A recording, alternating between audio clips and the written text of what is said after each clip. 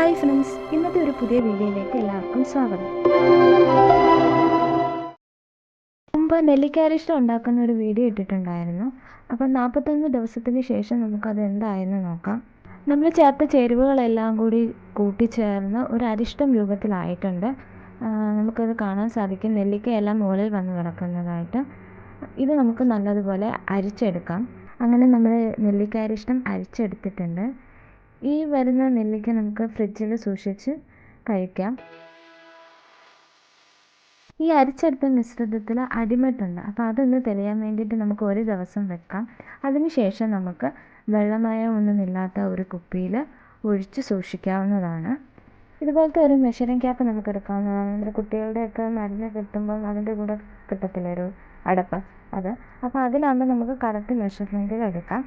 ഇതെങ്ങനെ കഴിക്കാമെന്ന് വെച്ചാൽ ദിവസം രാവിലെയും വൈകിട്ടും ആഹാരത്തിന് ശേഷം മുതിർന്നവരാണെങ്കിൽ 25 മുതൽ 30 ml വരെയും കുട്ടികൾക്കാണെങ്കിൽ 10 ml വരെയും നമുക്കിത് കൊടുക്കാവുന്നതാണ്. ഇത് കുടിക്കുന്നത് കൊണ്ട് നമുക്ക് ഒരു തരത്തിലുള്ള പാർശ്വഫലങ്ങളും ഉണ്ടാകാറില്ല. നമ്മുടെ വിശപ്പ് വർദ്ധിപ്പിക്കാനും അനീമിയ തടയാനും നമ്മുടെ സ്കിന്നിൻ്റെയും ഹെയറിൻ്റെയും എല്ലുകളുടെയും ഒക്കെ ആരോഗ്യത്തിനും ഇത് വളരെയധികം നല്ലതാണ്.